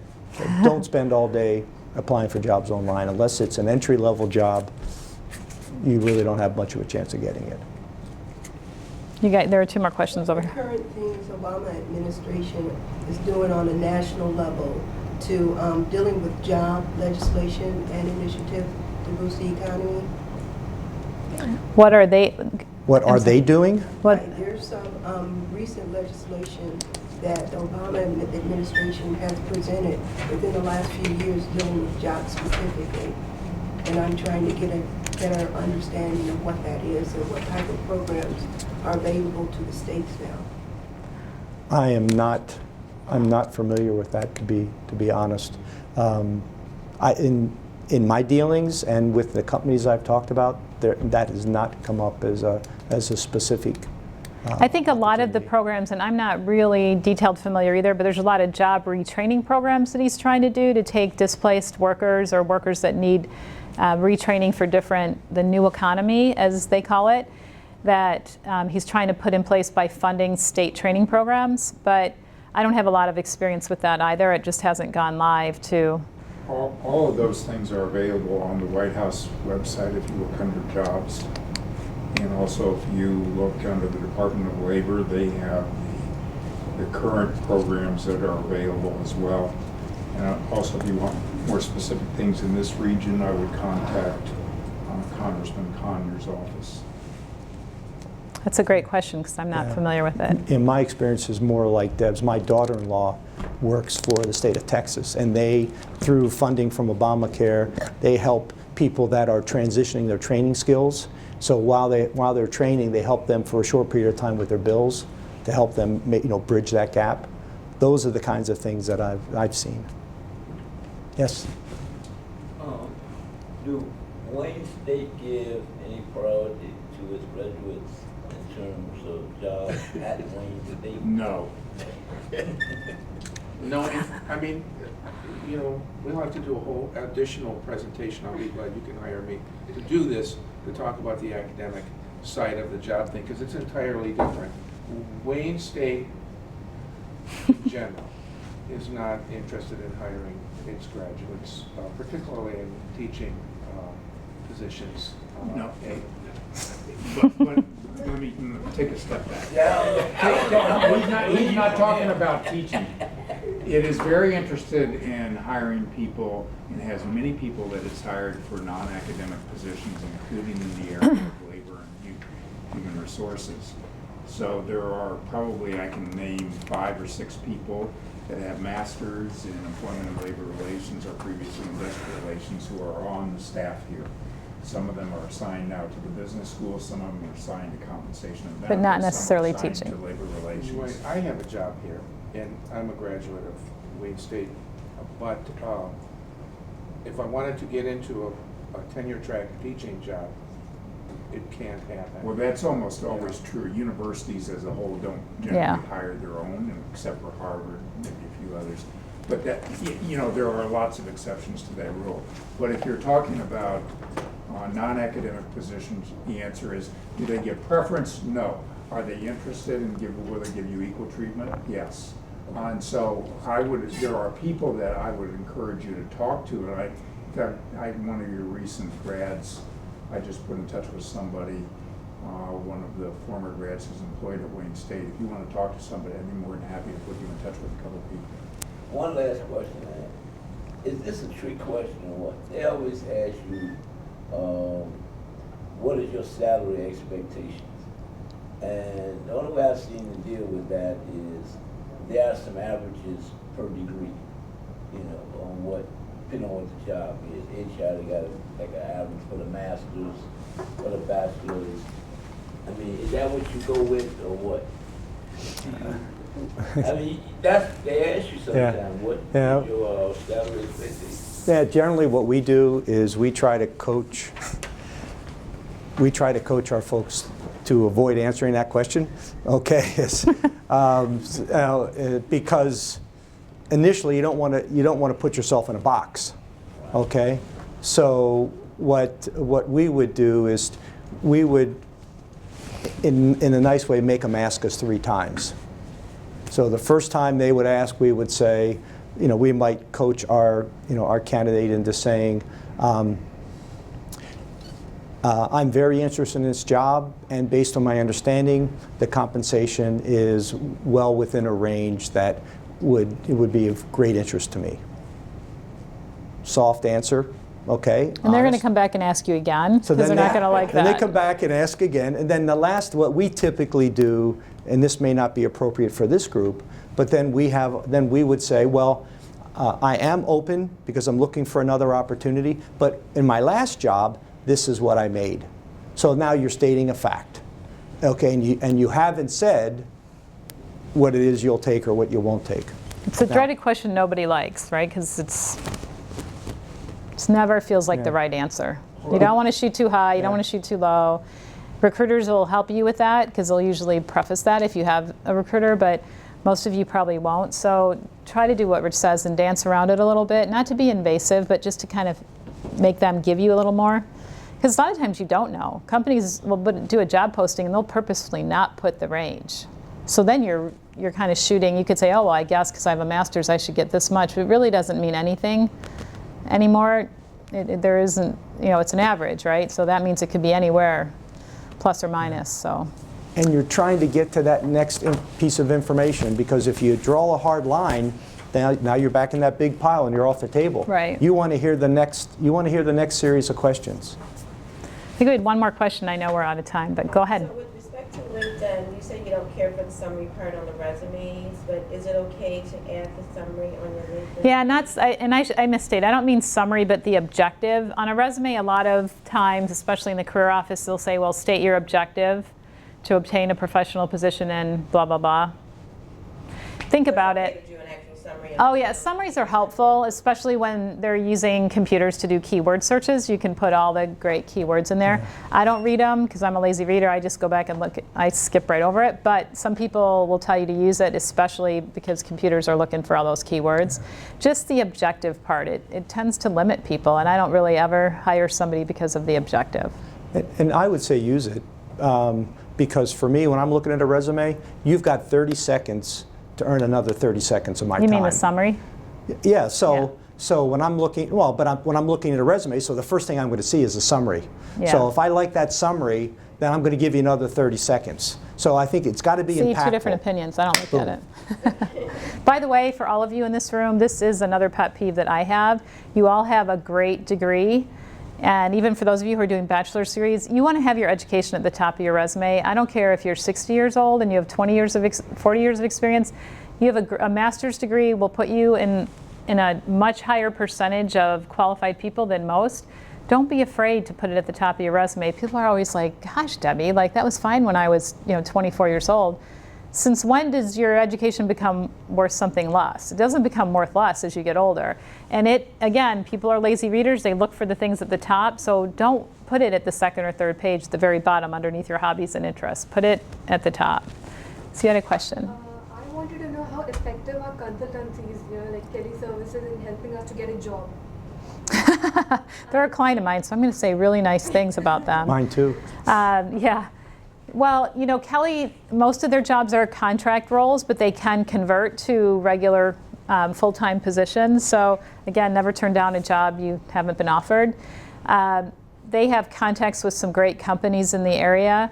And depending on what your interests are, and I know you said you were interested in HR consulting, they're dealing with a lot of experienced hires more. Remember, they're getting paid for that experience. So I don't think for your particular situation, they're going to be your biggest resource, but they might give you connections. I've had people that have done okay with HR, but they do much better with legal, technical, like engineering, IT people, and of course administrative people than they do with HR. But they now have, as you know, a big HR outsourcing business, and so it wouldn't hurt to make some contacts there. I just have a couple quick announcements. I'm Eric Masters. For those of you that don't know me, I'm also a professor of business in addition to directing the labor of Wayne. One thing, I sent an announcement to some of you in the MBA program who are concentrating in HR. We are going to try and get together with you. It didn't work out the last time, but we will. In the fall, we're going to do an alumni network for Mailer graduates and current students. So wait out for an announcement of that. We're going to get together some people who have achieved some degree of notoriety in the program, who are going to talk about careers and be there to give little talks to you during that time period, and as well as bring current students in with a variety of other alums to network. And also get in contact with Deb about the Wayne State Student Chapter of SHRM. That's going to get increasingly active during the, I think, fall. Yeah. But it'll be kicking off during the summer. But you should join and take advantage of the HR Connect events. And what both of the presenters, and I want to thank them both, they did a phenomenal job. You know, now, not when the day before you graduate is the time to network. You really have to make an effort every day to do a little bit of it. And so the more you get in the habit of it, the easier it becomes. And a lot of it happens serendipitously. You'd be surprised, but if you keep on top of it and work at it diligently, your LinkedIn page and going to events, you'll be surprised the number of contacts, and you'll be down to that third level of connections before you know it, and somebody will pick up the phone and call you, and you will be surprised. And keep open to opportunities. And I think one of the most important things that they said is don't foreclose things. You know, when opportunities come the way and say, would you be interested or willing to go here or go there or consider this or do that? Don't say, well, no, I can't, I've got limitations, because that automatically shuts the door. Say, well, I'm always interested in new opportunities.